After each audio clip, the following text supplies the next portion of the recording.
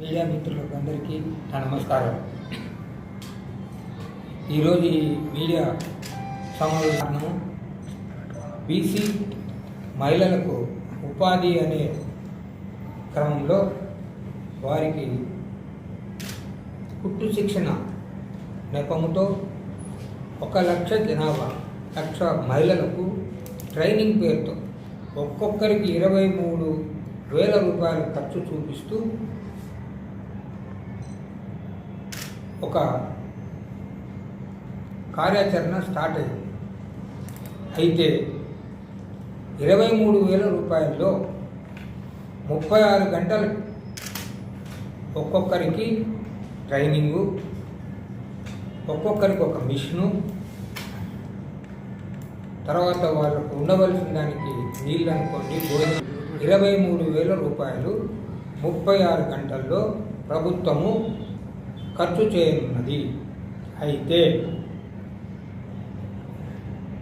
మా విన్నపం ఏమంటే, గతంలో కూడా నాన్ గవర్నమెంటల్ ఆర్గనైజేషన్స్ ద్వారా కొన్ని వేల మందికి టైలరింగ్ ట్రైనింగ్ ఇవ్వడం జరిగింది. అలాగే కొన్ని నేషనలైజ్డ్ బ్యాంక్స్ కూడా ట్రైనింగ్ ఇవ్వడం జరిగింది.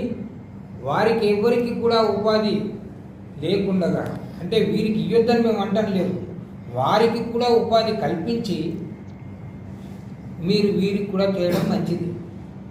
ఇకపోతే ఈ ట్రైనింగ్లో గత ప్రభుత్వం, అంటే మా ప్రభుత్వంలో, వైఎస్ఆర్సీపీ ప్రభుత్వంలో ఏది జరిగినా సచివాలయం ద్వారా ఈ సచివాలయంలో ఎంతమంది ట్రైనింగ్కి వెళ్ళారు అని ఒక నిర్దిష్టమైన డేటా ఉండేది. మరి ఈ ప్రభుత్వంలో, కూటమి ప్రభుత్వంలో ఏదైనా అలా ఉందా? మాకైతే ఇంతవరకు ఆ దాఖలా కనపడలేదు. 230 కోట్ల రూపాయల వ్యయంలో దాదాపు 150 కోట్ల రూపాయల వ్యత్యాసంతో ఈ, అంటే ఖర్చు లేకుండానే ఖర్చు చూపిస్తూ కూటమి ప్రభుత్వము డబ్బు కాజేస్తుందనేది ఒక మేము నిర్ధారణకు వచ్చాం.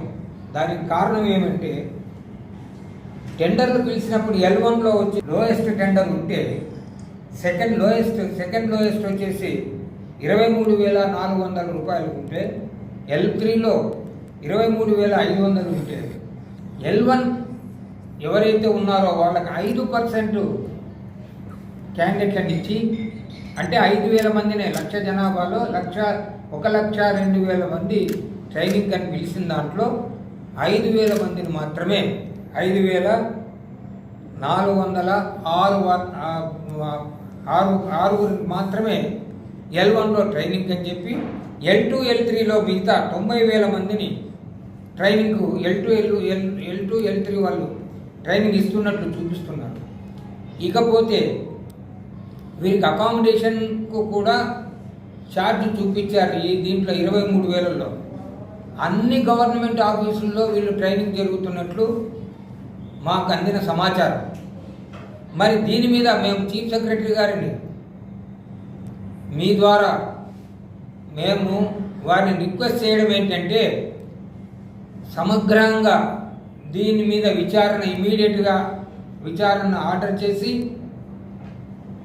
ప్రజల డబ్బును సరైన పద్ధతిలో వాడవలసిందిగా మీ మీడియా ద్వారా వాళ్ళని కోరుతున్నాం.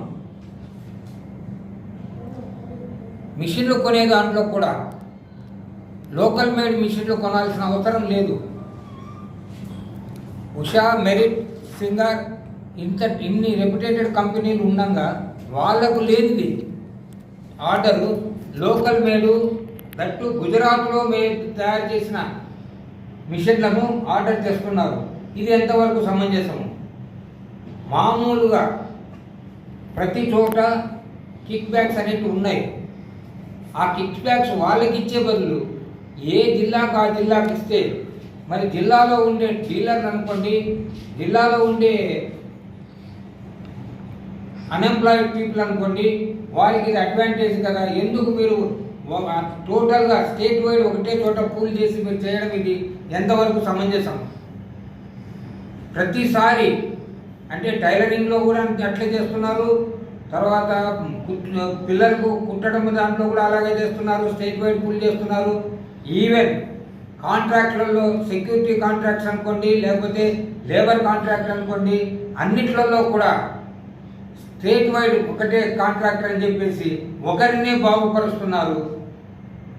23 జిల్లాల్లో 26 జిల్లాల్లో ఎప్పుడైతే ఆ యొక్క సంస్థకు ఒక్కొక్క దానికి ఒక్కొక్క టెండర్ పిలిచి మినిమం డైలీ వేజెస్ అనేది చూపించి వాళ్ళకి కనుక ఇవ్వగలిగితే ఉపాధి అనేది పెరుగుతుంది అనేది మీ మీడియా ద్వారా నేను గవర్నమెంట్ను డిమాండ్ చేస్తున్నాను. ఇది ఎందుకు మీరు చేయడం లేదు?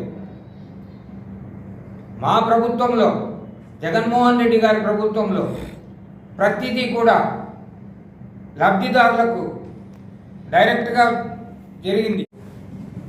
1,00,000 మంది మహిళలకు కుట్టు శిక్షణ కార్యక్రమం పేరుతో కూటమి ప్రభుత్వం నిర్వహించినటువంటి ఈ కార్యక్రమంలో దాదాపు 150 కోట్ల అవినీతి జరిగినట్లు పక్కా ఆధారాలు ఉన్నాయి.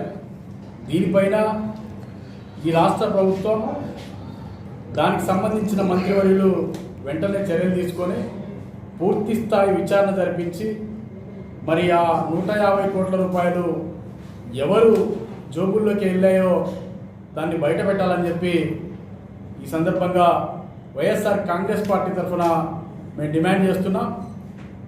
ఈరోజు కూటమి ప్రభుత్వం ప్రతి దాంట్లో కూడా మరి అవినీతి చేసుకోండి అని చెప్పి, మీరు డబ్బులు సంపాదించుకోండి అని చెప్పి తమ పార్టీ నాయకులకు, కార్యకర్తలకు మరి కూటమి ప్రభుత్వం ఆదేశాలు ఇచ్చినట్టుంది. మరి ఈరోజు చూస్తే గ్రామాల్లో ప్రతి దాంట్లో కూడా కూటమి పార్టీల నాయకుల పెత్తనాలు విరిగిపోయినాయి. కూటమి పార్టీల నాయకులు విచ్చలవిడిగా అవినీతి చేసి దోచుకుంటున్నారు. దీన్ని వెంటనే రాష్ట్ర ప్రభుత్వం అరికట్టాలని చెప్పి వైఎస్ఆర్ కాంగ్రెస్ పార్టీ డిమాండ్ చేస్తుంది.